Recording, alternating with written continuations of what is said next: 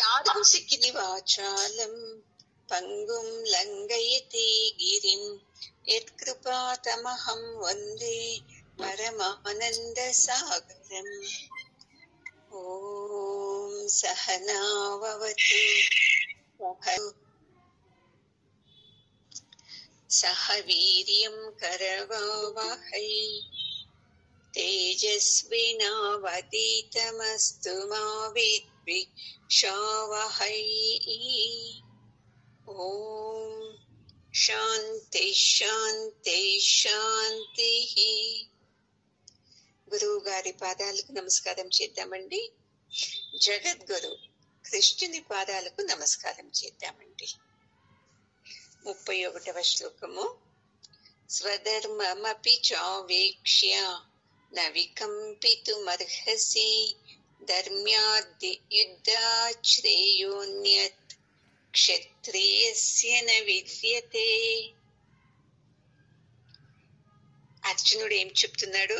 నేను యుద్ధం చేయను, నేను వెళ్ళిపోతాను, నాకు ఈ రాజ్యం వద్దు, ఇలా రక్తసిక్తమైన ఈ భూమి మీద నేను సుఖంగా ఉండలేను అని చెప్పాడు కదా లాస్ట్ క్లాస్ లో, అవతల క్లాస్ లో అంతా.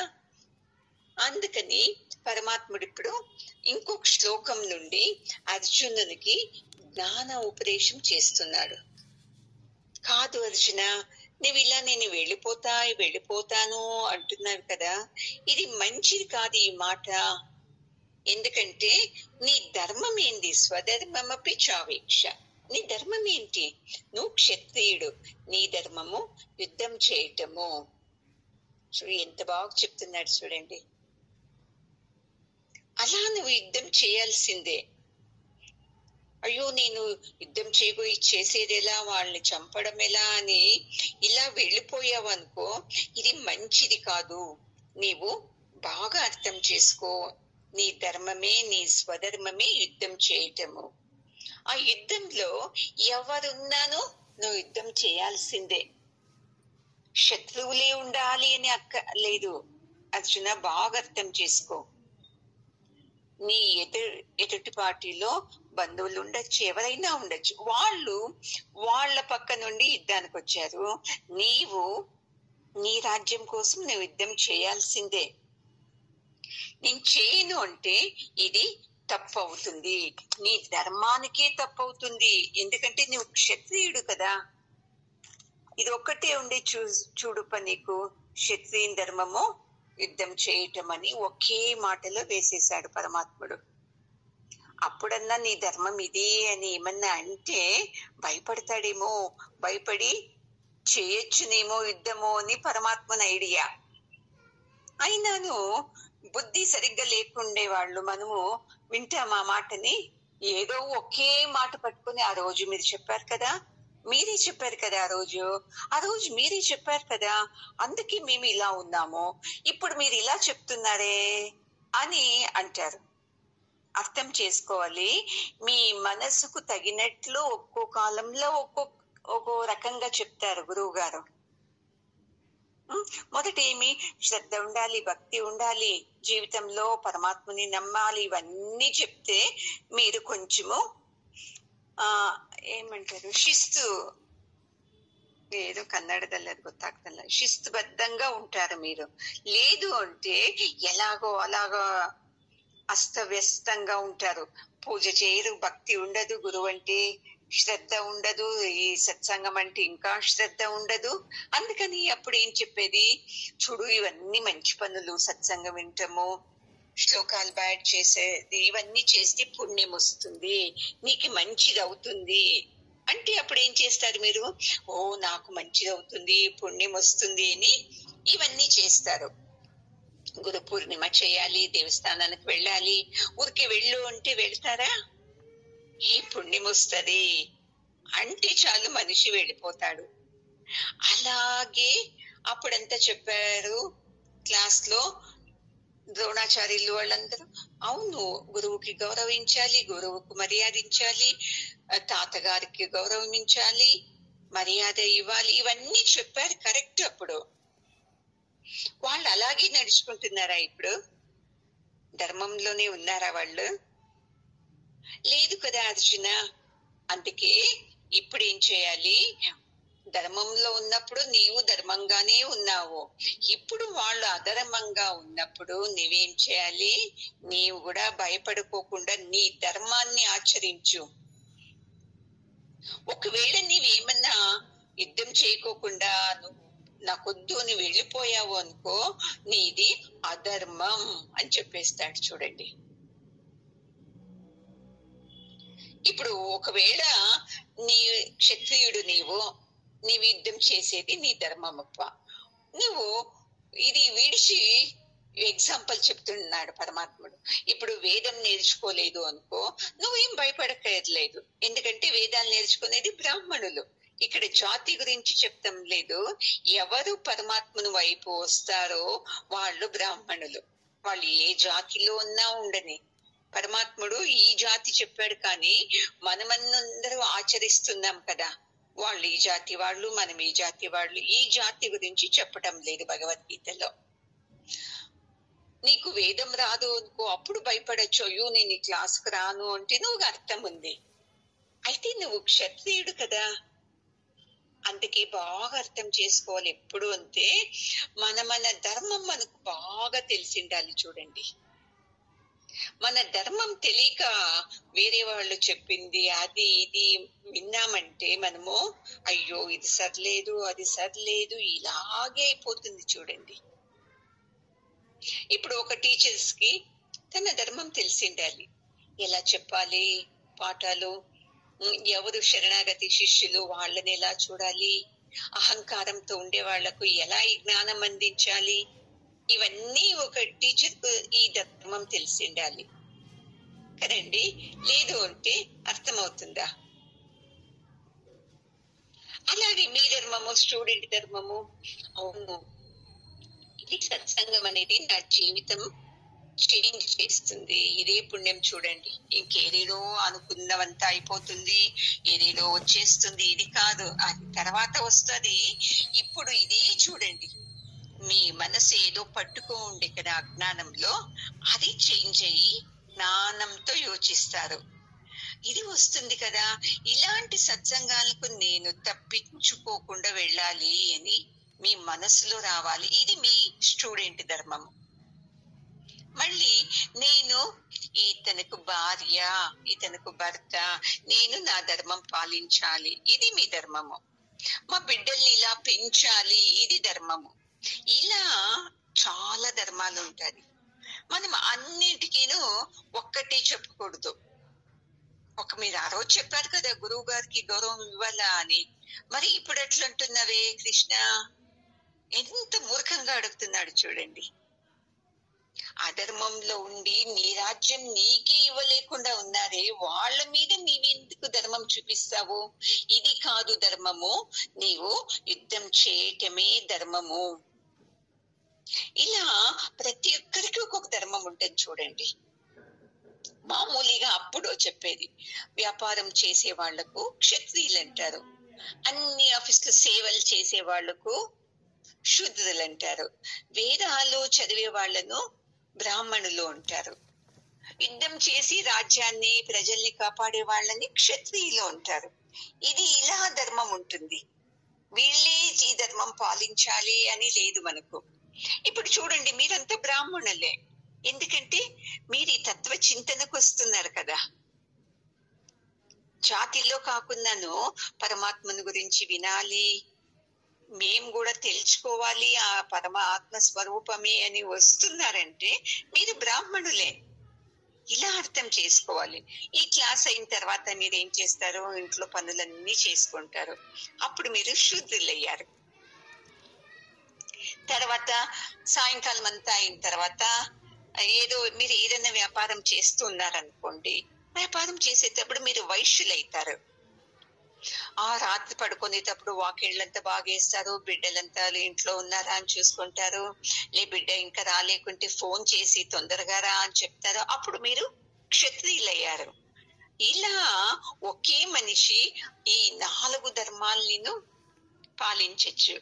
అయితే ఇక్కడ అర్జునుని ధర్మము క్షత్రియుడు కదా, నేను చంపకూడదు పాపం వస్తుంది అంటున్నాడు కదా. పరమాత్ముడు చెప్తున్నాడు, నీ ధర్మము, నీ జాతి క్షత్రియ జాతి కదా, దానికి తగినట్లు యుద్ధం చెయ్యి. ఇలా మన ధర్మాలు మనం తెలుసుకొని ఇస్తామంటే మనకు అప్పుడు కన్ఫ్యూజ్ కాకుండా ఉంటది అని ఈ స్వధర్మం గురించి పరమాత్ముడు చెప్తున్నాడు. యుద్ధం చేయడానికి నీవే సరైన అధికారి అర్జున. అలాంటి వాడు నీవు భయపడి నేను యుద్ధం చేయను అని వెళ్ళకు అని చెప్తున్నాడండి. ఇప్పుడు 32వ శ్లోకము. యదృచ్ఛయా చోపపన్నం స్వర్గద్వారమపావృతం సుఖినః క్షత్రియా పార్థ లభంతే యుద్ధమీదృశం. హే పార్థ, పృథే కొడుకు, కుంతీదేవి మొదటి పేరు పృథే, అందుకే పార్థ, పృథే కొడుకు పార్థ అవుతాడు. చూడు పార్థ, నీవు నేను యుద్ధం చేయను అంటున్నావు కదా, ఇలాగా యుద్ధం చేసే అవకాశాలు అవంతటికి అవే వచ్చింది, నీవే వెళ్ళిపోలేదు. యుద్ధం చేస్తాం మీ పైన అని నువ్వు ఎప్పుడు అన్నావా? అననే లేదు. వాళ్ళంతా వాళ్ళే మేము మీకు రాజ్యం ఇవ్వము అని అధర్మంతో ఉండేది వాళ్ళు భయపడాలి. అయ్యో పాపము, ధర్మంగా వీళ్ళకి ఇవ్వాల్సిన రాజ్యం ఇవ్వకుండా మేం భయపడుతున్నామా, వాళ్ళు భయపడుతున్నారా? చూసుకో, వాళ్ళు భయపడాలి అర్జున. ఇక్కడ చూస్తే రివర్స్ అయిపోయింది, నీవు భయపడుతున్నావు. ఇది తప్పు. చూడు, తానంట అదే వచ్చింది యుద్ధం చేయాలి అని. యుద్ధంలో గెలిచావా రాజ్యం భోగిస్తావు. ఒకవేళ యుద్ధంలో వీర మరణం పొందితే స్వర్గలోకానికి వెళ్ళొచ్చు నువ్వు. ఎంత పుణ్యం చూడు అని పరమాత్ముడు ఎత్తి చెప్తున్నాడు. అది అర్జునునికి ఎక్కటం లేదు. లేదు పాపము పుణ్యము, మా గురువు, మా బంధువులు, మా తాత ఇంతలోనే ఉన్నాడు. ఈ మనోధర్మాన్ని పరమాత్ముడు ఖండిస్తున్నాడు. ఇది తప్పు, ఇలా కాదు. నీవు అజ్ఞానంతో అంటున్నావు నేను వెళ్ళిపోతానప్పో నాకొద్దు అని. జ్ఞానంతో యోచించు. అవును కదా, నేను క్షత్రియుడు కదా అని యోచించు. నీవే యుద్ధం చేస్తావు. లేదు అంటే నీవు ఇలాగే మాట్లాడుతూ ఉంటావు. ఎట్లా యుద్ధం చేసినా నీకే లాభం చూడప్పా అర్జున. గెలుస్తావు, యుద్ధంలో మరణించావా నీకు స్వర్గలోకం, రెండున లాభాలే కదా. ఇలా అర్థం చేసుకో. నువ్వు ఊరికి ఏదేదో అర్థం చేసుకోవద్దు నువ్వు అని చెప్తున్నాడు పరమాత్ముడు. అర్జునుడు ఇలాగే చూస్తున్నాడు. ఎప్పుడు అంతే కదండి, మనం మంచిదాన్ని పొందాలి అంటే మనము పుణ్యం చేసి ఉండాలి. ప్రకృతి కూడా మనకు సహకరించాలి. ప్రకృతి సహకరించలేకుంటే అవుతుందా మనకు? కానీ కాదు. బాగా అర్థం చేసుకోవాలి. పాపి, కన్నడంలో అంటారు పాపి ఏదైనా ప్రాయశ్చితక్కే అని. బాగా అర్థం చేసుకోవచ్చునా. వాళ్ళ మీద యుద్ధం చేస్తే ధర్మం కాదు అంటున్నావే, అలాంటి పాపిష్టులు వాళ్ళ మీద నీకు ఇంత కరుణనా? వానక క్లాస్ అంతే అధర్మంతో ఉన్నానే అని. అలాంటి వాని మీద నువ్వు ఇలా కనికరం చూపించక ఎప్పుడు అంతే అన్యాయంగా సంపాదిస్తా ఏమవుతుంది? అది ఇప్పుడు చెప్పాను కదా, అది వేరే వాళ్ళకే వెళ్ళిపోతుందంట. మన ధర్మంతో సంపాదిస్తే అది మనతోనే ఉంటది. మనం ఏం చేస్తామో, కొంతమంది ఎవరు నమ్మి దగ్గరకు వచ్చింటారో వాళ్ళని యామారిచ్చేసి డబ్బులు బాగా తీసుకునేది. అది ఎంతసేపు ఉంటది వాళ్ళతో? కొద్దిసేపే. మళ్ళీ ప్రకృతి ఏం చేస్తుంది తెలుసా? ఏదో రూపంలో అది పీక్కొనేస్తుంది. మరి ఎలాగైతే వైశ్యులు ఎలా లాభము లేకోకుండా వ్యవహారం చేసేది, అది చేయాలి. న్యాయంగా లాభం సంపాదించు. మనం ఏం చేస్తామో అన్యాయంగా కొద్దిగా రావాల్సింది, అయ్యో అవకాశం వచ్చింది వాళ్ళతో ఇప్పుడే బాగా లాగాలి అని ఏదేదో చెప్పేసి లాగుతాము. ఇది అన్యాయం అర్జున. ఈ ధర్మం నువ్వు తెలుసుకున్నావు, అయితే దుర్యోధనుడు తెలుసుకోలేదు, వానికి అర్థమే అవుతలేదు ఇది. అందుకే నువ్వు ఏం భయపడిపోకుండా యుద్ధం చేయి, నీ కోసం వచ్చింది యుద్ధము. చూడు ఎంత బాగా చెప్తున్నాడు. మనమైతే ఎంత భయపడతాం కదా, అయ్యో నా కోసం ఆ యుద్ధము అని. నీ శక్తిని చూపించుకోవడానికి ప్రకృతి నీకు సహకారం చేస్తుంది. అందుకని నీవు యుద్ధం చేయి, ఇది నీ ధర్మము అని ఎక్కువ మనసులోకి వెళ్ళాలి అనేలాగా చెప్తున్నాడు. ఎప్పుడు అంతే, ఒక నిర్ణయం తీసుకున్నాక దాని నుండి వెనకలకు పోకూడదు. మనము నిర్ణయం తీసుకునేస్తాము, తీరా వచ్చేటప్పటికి మళ్ళీ మన అజ్ఞానంతో లేకుంటే మనం చేసిన మళ్ళీ మనం వెనక్కి వెళ్ళిపోయేస్తాం. ఇప్పుడు మనిషి ముందు ముందు వెళ్ళాలి. మనం ఏం చేస్తామో ముందుకు వెళతాము అని పెడతాము ఒక పాదము, మళ్ళీ వెనకలకి వెళ్ళిపోతాము మన అజ్ఞానంతో, అయ్యో ఇది తప్పేమో అని. అలాగ నీవు వెనకలకు వెళ్ళకు. ద్రోణాచార్యులు నీకు గురువే లేదంటలేదు, అతను విద్య నేర్పించాడు నీకు, అది కూడా నేను లేదంటలేదు. మీ తాత నీకు బుద్ధివాదం చెప్పి మిమ్మల్ని అంతా అప్పుడు చిన్నప్పుడు బాగా చూసుకున్నాడు అర్జున, అది లేదు అనటం లేదు నేను. ఇప్పుడు వీళ్ళ మనస్థితి చెప్పు, ఇలా యుద్ధానికి వచ్చింది సరేనా? ఇది అర్థం చేసుకుని నువ్వు యుద్ధం చెయ్యి అని చెప్తున్నాడు. అంత చెప్పినాను అర్జునుడు పరమాత్ముని ఇలాగే చూస్తున్నాడు. అందుకే పరమాత్మునికి తెలిసిపోయింది, ఓ ఇతనుకు నేనేం చెప్పింది అర్థం కానే లేదు.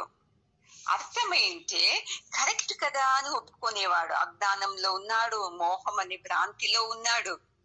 అందుకే ఏమి చెప్పినా వింటలేదు. ఇప్పుడు ఇంకొక శ్లోకం చెప్తున్నాడు. అత చేత్వమిమం ధర్మ్యం సంగ్రామం న కరిష్యసి తత స్వధర్మం కీర్తించ హిత్వా పాపమవాప్స్యసి. ఒక తుది ఎంత బుద్ధివాదాలు చెప్తే నువ్వు వినుకోకున్నప్పుడు ఏమైపోతుంది, కోపం వచ్చేస్తుంది కదా. అప్పుడు మనం ఏమంటాం, ఏమన్నా చేసుకొని పో అని వదిలేసేస్తాం తిట్టి బాగా. అయితే పరమాత్ముడు అట్లా వదిలేస్తా లేదు, ఎందుకంటే అర్జునుడు ధర్మవంతుడు. అయితే ఇప్పుడు ఆ ధర్మాన్ని ఏం చేస్తున్నాడు, అధర్మంకును దాన్ని అప్లై చేస్తున్నాడు. చెడ్డవాళ్లతో చెడ్డవాళ్లలాగే ఉండాలి అని మర్చిపోయి, అయ్యో నా ధర్మమే మంచితనము అని వాళ్ళ మీద కూడా మంచితనమే చూపిస్తున్నాడు. అందుకే ఇప్పుడు మళ్ళీ పరమాత్ముడు చెప్తాడు, నువ్వేమన్నా ఇప్పుడు యుద్ధం చేయలేదు అనుకో, నీ ధర్మం పాటించలేదు. ఏం ధర్మము? స్వధర్మము. బాగా ఒత్తి చెప్తున్నాడు. క్షత్రియుని స్వధర్మమే యుద్ధం చేయటము. అలాగ నీవేదన్నా ఇప్పుడు యుద్ధం చేయను నేను అన్నావనుకో, నీ కర్తవ్యాన్ని నీవు వదిలేసినట్టు, ఇది పాపము అని చెప్తున్నాడు. అర్జునుడు ఏమంటున్నాడు, వాళ్ళని చంపటం పాపం అంటా ఉంటే పరమాత్ముడు అంటున్నాడు, యుద్ధం చేయకుండా నీ వెళితే ఇది పాపము. చూడండి పరమాత్మ ధర్మము ఎంత విశాలం ఉంది అని. మన ధర్మము ఒకే యాంగిల్లో చూస్తాం మనం, ఇదే కరెక్ట్, అయ్యో అయ్యో నా బిడ్డలు నా బిడ్డలు. కొట్లాడినప్పుడు అయ్యో పిల్లలే వద్దప్ప, నాకు వైరాగ్యం వచ్చేసేసింది, సత్సంగం పైన ఎక్కువ మనసు వచ్చేసింది అంటాము. మీ జతలోనే ఉంటాను, ఎక్కడికి వదలని. మళ్ళీ ఒక 2 రోజుల తర్వాత ఏమన్నా బిడ్డలు నైస్ గా మాట్లాడితే, అయ్యో ఎంత మంచోళ్ళు, అయ్యో సత్సంగం ఏం కావాలి, ఈ సంసారమే బాగుంది అని మళ్ళీ అట్లా వెళ్ళిపోతాం. అర్జుని లాగా ద్వంద్వ మనసు. అలాగా ఇలాగా అలాగా ఇలాగా. అందుకే మనం జీవితంలో స్థిరంగా నిలబడటం లేదు. అర్జునుడు ఎలా కొట్టాడుతున్నాడో వ్యామోహంతో, ఒక తూరి కరెక్ట్ అనిపిస్తుంది, ఒక తూరి అయ్యో అనిపిస్తుంది. వానికన్నా 100 రేట్లు మనకు భ్రాంతి. ఇంత నెమ్మదిగా సత్సంగం విన్నాను, ఎన్ని సంవత్సరాల నుండి విన్నాను, మనకు మనసు ఎక్కడుంది? లౌకికం మీదనే ఉంది. చూడండి, మీరే యోచించేయండి. లేదు లేదు అని వాదిస్తారు కదా నాతో. సత్సంగం కోసము మీరు వేరే బయట వ్యవహారాలు వదులుకున్నారా ఎప్పుడన్నా? వాళ్ళ ఇంట్లో పూజ ఉంది, వీళ్ళింట్లో భోజనానికి వెళ్ళాలి, ఇలా టూర్కి వెళ్ళాలి, ఇలా దేవస్థానాలకు వెళ్ళాలి అనే దాన్ని ఏమన్నా వదులుకున్నారా? లేదు. అవన్నీ చేసి టూర్లు వెళ్ళేది, భోజనాలకు వెళ్ళేది, పూజలకు వెళ్ళేది, సిటీలకు వెళ్ళేది, అవన్నీ చేసి ఏ రోజు ఫ్రీ ఉంటే ఆ రోజు సత్సంగానికి వచ్చేది. ఆధ్యాత్మ విద్యని నేర్చుకునేటప్పుడు నా స్వధర్మం ఇది అని మనలో వచ్చిందా? సత్సంగం తర్వాతనే నాకు అన్ని అని ఎవరికన్నా వచ్చిందా? చెబుతారంతే పైకు, అయ్యో అది నేర్చుకున్నా ఇది నేర్చుకున్నా అని. ఎంత నేర్చుకున్నానో మళ్ళీ వ్యామోహం. ఆ పూజకి వెళ్ళాలి, వాళ్ళ ఇంటికి వెళ్ళాలి, అయ్యో వాళ్ళు ఏమనుకుంటారు, అయ్యో వీళ్ళ చేతిలో వెళ్ళకుంటే వీళ్ళు ఏమనుకుంటారు. ఎన్ని జన్మాలు సత్సంగం విన్నాను, నా స్వధర్మము, నేను ఈ మోక్షం వైపు వెళ్ళేది అని మీకు ఎంతవరకు రాదో అన్ని జన్మలు ఎత్తాల్సింది. చూడండి, అర్జునుడు పాపము యుద్ధ రంగంలో వింటున్నాడు, ఆ పక్క ఈ పక్క శత్రువులు ఉన్నారు, ఏదో భ్రాంతిలో ఉన్నాడు, వానుకు తలకెక్కటం లేదు. పరమాత్ముడు ఏం చెప్పేవన్నీను. మనము ఎంత హాయిగా కూర్చొని జాగాలోనే పడుకొని సత్సంగం వింటాము, పని చేసుకొని వింటాము, అయినాను మనకు ఎక్కటం లేదు. ఎన్నేండ్ల నుంచి వింటున్నాము, అయినాను సంసారం విషయానికి వచ్చిన వెంటనే సత్సంగము గురువు పక్కకు వెళ్ళిపోయేస్తారు. సంసారంలో బాధ వచ్చినప్పుడు తిరగ టక్కని గురువు సత్సంగము జ్ఞాపకం వస్తుంది. దీన్ని చేంజ్ చేసుకోవాలి. చూడండి, పరమాత్ముడు ఎలా అర్జునుకు చెప్తున్నాడో, నీ స్వధర్మము యుద్ధం చేయటమని, అలాగే మనలోనూ రావాలి. నేను పరమాత్మని వైపు వెళ్ళి సత్సంగము వింటున్నాను కదా, నా ధర్మం ఏమి? నాకు ఈ వారానికి 2 రోజులు, మీకు 1 రోజు తెలుగు వాళ్ళకి, ఈ టైం మాత్రము నా స్వధర్మం ఏది? సత్సంగం మానుకోకుండా ఉండటం అని రావాలి. చూడండి, గొప్పగా అక్కడికి వెళతా, ఇక్కడికి వెళతా, ఎక్కడికి వెళితేనో మళ్ళీ అక్కడ ఏదన్నా బాధలైతే మళ్ళీ సత్సంగమే జ్ఞాపకం వచ్చేది. ఇది మీకు ఇంతవరకు అనుభవం రాలేదు అంటే మీరు సంసారంలోనే ఉన్నట్టు లెక్క. అనుభవం అయింది, అయినాను అక్కడే ఉండాను అంటే అర్జునులాగా స్వధర్మాన్ని మర్చిపోయాడు వాడు. మనము వింటూ వింటూ మర్చిపోయినాం. పాపం ఇంకా 2వ అధ్యాయంలోనే ఉన్నాడు పరమాత్ముడు. 18 రోజుల్లో ఎంత జ్ఞానం ఇచ్చేకవుతుందండి? మనము ఎన్నేండ్ల నుంచి సత్సంగం వింటున్నాము, మనకి వెళ్ళదు. ఇంకా యుద్ధరంగంలో ఉండే అర్జునునికి వెళుతుందా? అందుకే అర్జున, యుద్ధం చేయలేకుంటే నీకు పాపం వస్తుంది, నీకు కీర్తిని నీవే పోగొట్టుకుంటావు, 3 లోకాలకంతా వీరుడు అని కీర్తిని నీవే పోగొట్టుకుంటావు, యోచించు అని చెప్తున్నాడండి. అందుకు అర్జునుడు ఇలాగే చూస్తున్నాడు, ఏంది ఇలాగంటున్నాడు అని. ఎందుకంటే ఇతను ఎన్ని యుద్ధాలు చేశాడు, అన్నిట్లోనూ జయించాడు, ఎక్కడో కొద్ది సమయంలో తప్ప. అలాంటి వాడు ఇలా ఏడుస్తున్నాడే, నేను చేయను అని పరమాత్మనికి బాధ అవుతుంది. గురువుకు అంతే కదా, ఎన్ని సంవత్సరాల నుంచి తనతో విద్య నేర్చుకుంటుంది, ఎంత నేర్చుకున్నా చిన్న చిన్న విషయాలకి ఏడవటము, మళ్ళీ వ్యామోహంలో పడటము.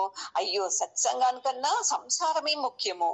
బిడ్డలు ఏమనుకుంటారు, భర్త ఏమనుకుంటాడు, భార్య ఏమనుకుంటుంది, సత్సంగం వైపు వెళుతున్నాము అంటే అనేది ఆ వ్యామోహంలో పడి మళ్ళీ నా భర్తనే ముఖ్యము, నా భార్యనే ముఖ్యము, నా బిడ్డలే ముఖ్యము అని అలాగే వెళ్ళిపోతాము. సేమ్ అర్జునుడు అలాగే, నాకు వాళ్ళు ముఖ్యము, నాకు వద్దు యుద్ధం అన్నప్పుడు ఇంకా ఒక శ్లోకం చెప్పి అతనిలోని శౌర్యాన్ని, శక్తిని ఎత్తి చూపిస్తున్నాడు పరమాత్ముడు. ఎప్పుడు అంతే, ఒక టీచరు ఇలా తప్పుల్ని చూపించాలి, మళ్ళీ వాళ్ళలోని శక్తిని చూపించాలి. ఇది ఒకే తప్పులే చూపిస్తూ ఉంటే ఆ స్టూడెంట్స్ ఎప్పుడు బయటికి రాదు. తప్పుల జతలో శక్తిని చూపించాలి. మీ ఉద్దేశం ఇది చూడండి, ఈ మనుష్య జన్మం ఉద్దేశము ఇది చూడండి అని. మనము చూడండి సత్సంగం గ్రూప్ లో అంతా చూస్తుంటాం కదా, దేవుడి ఫోటోలు వేస్తే చాలు ఎన్ని దండాలు పెట్టేస్తారు. ఏదన్నా జ్ఞానంతో ఉండింది వస్తుంది కదా ఆర్టికల్స్, దాన్ని అసలే చూడండి. ఎందుకంటే మనకు అక్కర్లేదు, దేవుడి ఫోటోలకైతే దండ పెడితే పుణ్యం వస్తుంది అని. ఇలా అజ్ఞానంతో మనం ఉన్నాము. అక్కడ అర్జునుడు అంతే అజ్ఞానంతో, అయ్యో నాకు ఇది వద్దు, నాకు ఇది వద్దు అని అతను ఏడుస్తున్నాడండి. అకీర్తిం చాపి భూతాని కథయిష్యంతి తే వ్యయాం సంభావితస్య చాకీర్తిః మరణాదతిరిచ్యతే. ఇప్పుడు పరమాత్మనికి కొద్దిగా కోపం వచ్చింది. ఇంత చెప్తుంటేను అది కాదు, ఇలాగ కాదు అని అంటున్నాడు కదా అని ఇప్పుడు కొద్దిగా కుంతి పుత్రుడైనా, అర్జున ఏంటి నువ్వు ఇలా చేస్తున్నావు, ఇలా బాధపడుతూ కూర్చో ఉంటే నువ్వు ఎప్పుడు బయటికి వెళతావు? కానే కాదు కదా నీతో. అందుకే నువ్వు ఏం చేస్తావు? ఒక నిమిషం అండి. కూర్చుంటే నీవెప్పుడు ఆనందం వైపు రావు. మనము అంతే కదా, సంసారంలో ఇలాగయింది ఇదే పట్టుకుంటాం. కానీ ఇలాగయింది కరెక్ట్, దీన్ని ఎలా చేస్తే ఆనందంగా ఉంటాను అని ఎప్పుడైనా యోచించారా? రానే రాదు. ఎంత సత్సంగం విన్నాను, ఎంత పూజలు చేస్తాను, ఎన్ని వ్రతాలు చేస్తున్నాను, నాకే ఎందుకు సమస్యలు అని దుఃఖిస్తూనే ఉంటాము. సమస్యలు వచ్చింది నా ప్రారంధం కొద్దీ, దాన్ని నేను ఎలా పరిష్కరించుకోవాలి అని ఎప్పుడైతే మనకు వస్తుందో అప్పుడు మనకు ఆనందం కలుగుతుంది. అందుకే చూసుకోవచ్చున, నీవు ఎప్పుడు యుద్ధం వద్దు అంటున్నావు కదా, నువ్వు అలాగా యుద్ధం వద్దు అని వెళ్ళిపోయావనుకో నీకేమొచ్చేస్తుంది? అకీర్తిం చాపి భూతాని, నీకు అపకీర్తి వస్తుంది. ఇది జనాలు ఎప్పటికీ మర్చిపోరు. అర్జునుడు అనేవాడు ఉండే ఒకడు, అతను యుద్ధ రంగానికి వచ్చాడు, యుద్ధం చేస్తాను అని. యుద్ధం చేసే ముందు ఈ సైన్యాన్ని చూసేసి పిరికి వాడిలాగా వెళ్ళిపోయేశాడు యుద్ధం వద్దు అని. జనాలు నిన్ను ఎప్పుడూ అనుకుంటూనే ఉంటారు. ఇలాంటి అపకీర్తి వచ్చే బదులు చావే మేలు కదా అర్జున. కోపం తెప్పిస్తున్నాడు. ఏమి ఇలా అంటున్నాడు స్వామి, నన్ను చావే మేలు కదా అంటే ఏం నేను చనిపోవాలా ఇప్పుడు? ఇలాగే కదా మనకు వచ్చేది. అంత బాధతో అంటున్నాడు పరమాత్ముడు, ఎంత చెప్తేనే వింటం లేదు కదా అని. ఈ అకీర్తిని పొంది ఏది సాధిస్తావు? రోడ్లో ఇప్పుడు ఎక్కడికి వెళుతున్నా ఏమంటారు? అయ్యో వీడా యుద్ధంలో పరిగెత్తుకొచ్చినాడు, వీడేం మగోడు అని. మొదటైతే అందరూ నమస్కారం పెట్టేవాళ్ళు కదండి. చూడండి పాపం, ఎవడో చిన్న పిల్లుడు ఏదో దొంగతనం చేస్తే అనుకో, వీడు దొంగ మనమే వింటాం కదా అంతా.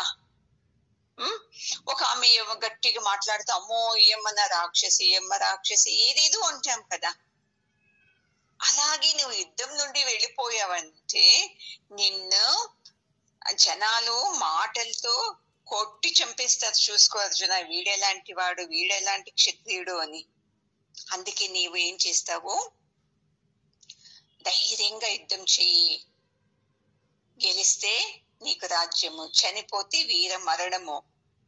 అంతే తప్ప నేను చేయను అనుకోవద్దు. చూడు, ఒకవేళ వెళ్ళారంటే ఏమంటారు? ద్రోణాచార్యం చూసి భయపడి వెళ్ళిపోయాడు. గురువుని చూసి భయపడి పరిగెత్తి వెళ్ళాడు. వాళ్ళ తాతని చూసి ఓ యుద్ధం చేయలేక, అయ్యో వీళ్ళకి శక్తి ఉంది, నాతో కాదు అని వెళ్ళిపోయాడు అని నిన్నే అందరూ అంటారు అర్జున. నిజం కదండి. జనాలు ఏమని కాకులా ఏదో అంటారు, ఒకది కాకుల్లాగా అరస్తారు జనాలు ఒక చిన్న తప్పు కనబడినాను. అలాంటిది నీవు యుద్ధం నుండి వెళ్ళిపోతే ఇంకా ఈ భూమి మీద ఎంతమంది అందరూ మనుషులందరూ నిన్నే తిడుతూ ఉంటారు. నీకు కావాలన్నా ఇది అన్నప్పుడు అర్జున్ ముఖం చూస్తాడు. ఎవరికైనా ఇలాంటి అపకీర్తి కావాలని ఉంటుందా? అకీర్తి. మళ్ళీ ఒక మాట చెప్తాడు చూడు, ఎప్పుడైనా అంతే, మనం ఒక పని పట్టుకున్నప్పుడు అప్పుడు ఏది నడిచినానో దాని నుండి మనము వెనకలికి వెళ్ళనే కూడదు. చూడండి, ఇది ధర్మం. బాగా అర్థం చేసుకోండి. ఒకటి పట్టుకొని తర్వాత దాన్ని సాధించాలి మనము. అప్పుడు ఏదేదో ఘటనలు జరుగుతుంది, మనసు బాధపడేవి అవి ఇవి. అయిన వెంటనే అమ్మా ఈ కర్మనే వద్దరా బాబు అని వదిలేయకూడదు. ఆ పని నుండి వెళ్ళిపోకూడదు. ఎన్ని కష్టాలు వచ్చినా వాళ్ళు ఎంత ఏమన్నానో ఆ పని చేసి చూపించాలి. చూడు, ఇది బాగా అర్థం ఉండాలి. చూడండి, మనం చేసేది మంచి చేస్తున్నాము. మంచి చేసేటప్పుడు సహజంగా జనాలందరూ తిట్టేది. చెడ్డ పనులు చేసేటప్పుడు అయ్యో మనకెందుకు లేపా అని వదిలేస్తారు. మంచి పనులు చేసేటప్పుడు ఏం చేస్తారు? అందరూ కాకుల్లాగానే పొడుస్తారు. వీళ్ళకి ఏమి పని లేదు, అందుకే సత్సంగం వింటారు అంటారు. ఏమి సత్సంగం వింటి వింటి ఏమి బాగా పుణ్యం వచ్చేసిందా వీళ్ళకు? ఏం జ్ఞానం వచ్చేసిందా వీళ్ళకు? ఏం సంసారాన్ని బాగా చూసుకుంటా ఉండారా వీళ్ళు? సంసారంలో సమస్యలన్నీ వెళ్ళిపోయేసిందా? ఎన్ని మాటలు అంటారు కదండి. మనం ఏం చేస్తాం? అమ్మో వీళ్ళు అన్నారే అని వదిలేసేదో ఏదో ఒకటి చేసేస్తాం. చూడండి, ఎంతమంది క్లాస్కి వచ్చిన వాళ్ళు పేర్లు ఇచ్చారు, ఇప్పుడు ఎక్కడొస్తున్నారు వాళ్ళు? అంతే. బాగా అర్థం చేసుకోవాల. లోకంలో మనం ఉన్నప్పుడు పొగుడుతూనూ ఉంటారు జనాలు, మళ్ళీ నిందిస్తూనూ ఉంటారు. పొగిడినప్పుడు పొంగకుండా, నిందించినప్పుడు కుంగకుండా, కోపం పెట్టుకోకుండా మనం ఏం పని చేయాలి ఉన్నామో అది చేపి చూపించాలి. హాహా అక్కడికి వెళదాం ఇక్కడికి వెళదాము అంటారు. తర్వాత అయ్యో అని ఏదేదో చేస్తుంది. ఒక్క మాట మీద నిలబడినామంటే దాన్ని సాధించాలి. చూడండి, ఇది యుద్ధం మనం చేయాల్సింది. అర్జునుడు అక్కడ చేయాలి, మనం ఏం చేయాలి? ఇక్కడ చేయాలి. ఇది ధర్మము. లేదండి అంతే, ఇంకా అయిపోయి ఒక మాట ఇంట్లో వాళ్ళ పైన వేసేస్తాము, తప్పుకొని వేసేస్తాము. అది కాదు. ఇలా పలాయనవాది కాకూడదు అని పరమాత్ముడు ఇంత చెప్తున్నాడు. అలా నీవు అనుకున్న పనిని వదిలేసి వెళ్ళావో అనుకో, నీకు కీర్తి రానే రాదు అర్జున. చూడండి, ఎవరైనా చనిపోతే ఇంట్లో పాపము కొంతమంది ఆత్మహత్య చేసుకుని ఇస్తారు. అయ్యో ఇది కాదు ఇంకా జీవనం ఎలాగా అని. కొంతమంది ఎన్ని కష్టాలు వచ్చినా ఎదురిస్తారు వాళ్ళు. ఇది రావాలి. చూడండి, ఇది యుద్ధము. ఈ జీవనంలో ఏదేదో నడుస్తుంది కదా సంఘటనలు, దీని నుండి మనము వెళ్ళిపోకూడదు. ఏం సన్యాసులు ఏమందరూ పరమాత్ముడు కావాలి అని వెళ్ళరు. సంసారంలో తాపాన్ని తడుచుకొని కాలేకోకుండా అయ్యో సన్యాసుల్లో కలిసిపోయేస్తారు. ఏదో వాళ్ళు వీళ్ళు 2 ముద్దలు పెడతా తినుకొని హాయిగా ఉండొచ్చు అని. అది వైరాగ్యం కాదండి. అన్ని ఉంటేనూ మనసులో రావాలి వైరాగ్యము. గౌతమ బుద్ధుడేలా రాజ్యం ఉన్నింది, అందమైన భార్య, బిడ్డ అందరూ ఉంటేనూ వదిలేసి వచ్చాడు. చూడండి, ఇలా వైరాగ్యం రావాలి. అయ్యో ఇంట్లో బేజారైపోయింది, సత్సంగం కావాలి కాదు రావాల్సింది. సత్సంగం నాకు కానీ కావాలి, సంతోషం కానీ దుఃఖం కానీ సత్సంగం కోసం ఎదురు చూడాలి. కానీ ఇంట్లో సమస్యలు సత్యానికి సత్సంగం వింటే చాలు అని ఎప్పుడు రాకూడదు మనకు. ఇవన్నీను మనకేనే చూడండి అపకీర్తులు తెచ్చేది. ఏం సత్సంగం వింటావు, అలాగే కోపంతో మాట్లాడతావు, అలాగే ఉంటావు, ఏం నేర్చుకున్నావు అంటారు కదండి. తప్పది.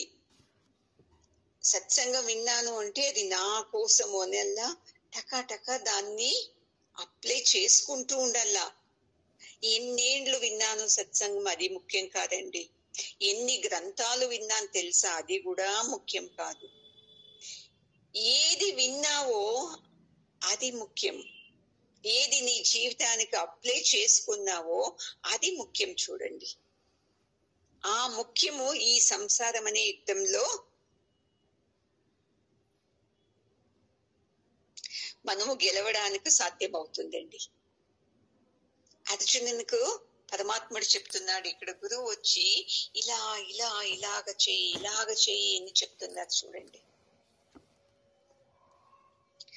బాగా అర్థం చేసుకోవాలి. ఎప్పుడు అంతే, ఈ జ్ఞానము నాకు మాత్రము, నా ఇంట్లో వాళ్ళు ఎప్పటికీ చేంజ్ కాదు అని రావాలి.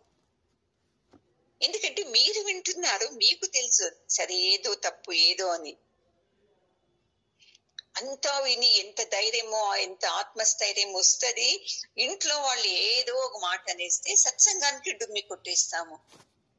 అది కానే కాకూడదు. చూడండి, ఇది మీకు అపకీర్తి వచ్చేది. మీరు చేస్తుండేది మీ స్వధర్మాన్ని మీరు మర్చిపోతున్నారు. సత్సంగం స్టూడెంట్స్ పనులున్నప్పుడు పనులు పక్కనే ఉంటారు. పనులు ఎంత అయి తీరుకుంటే సత్సంగం వస్తున్నారు కదా. ఇది మీ సధర్మాన్ని మీరు దూరం చేస్తున్నారు. ఒత్తి చెప్తున్నాను చూడండి. నేను సధర్మం వైపు ఏది నాది ధర్మము అని మీరే ప్రశ్నించుకోవాలి. ఎక్కువ చెప్పను. ఇంకా వారంలో అంతా వాళ్ళ కోసమే చేస్తాను. నా సత్సంగమం ఉన్నప్పుడు నా మాట వాళ్ళు వినాలి, నాకు అవకాశం రావాలి. ఇది చూడండి మీరు చేయాల్సిన యుద్ధము. మహాత్మా గాంధీజీ 1000 మంది వచ్చి ఒక అబద్ధాన్ని లేదు సత్యమిది ఏంటిను ఒప్పుతా లేకుండ్రంట. కాదు, ఇది సత్యము, నా అనుభవంలో ఇది జరిగింది, ఇది సత్యము అని పోరాడేవాళ్ళంట. ఇది రావాలి. చూడండి మన స్థితి మనకు. ఎప్పుడు అంతే, ఒక విద్యావంతుడు, ఒక విచారవంతుడు 1,000,000 మందికి సమానం అంట. బాగా అర్థం చేసుకోండి, ఎంత బాగుంది చూడండి. విద్యావంతుడు అంటే ఏమి డిగ్రీ తీసుకునేవాడు కాదు, ఆ జ్ఞానాన్ని తీసుకునేవాడు, ఈ ఆత్మ జ్ఞానాన్ని తీసుకునేవాడు 1,000,000 మందికి సమానం అంట ఒక వ్యక్తి. అందుకే మనకి ఈ సత్సంగం జ్ఞానం ఎప్పుడైతే లోపలికి వెళుతూ ఉందో భయపడనే కూడదు. మీరు భయపడితే మీకు ఆ కీర్తి వస్తా. చూడండి, పరమాత్ముడు ఎంత బాగా చెప్పేస్తున్నాడు.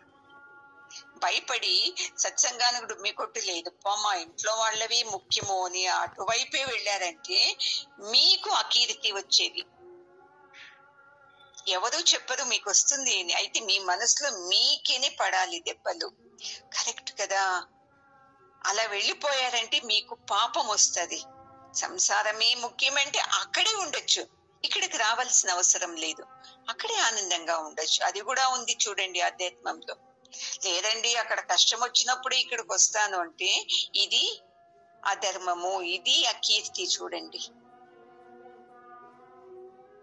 మహా పుణ్యం. చూడండి, గీత వింటున్నాను అంటే.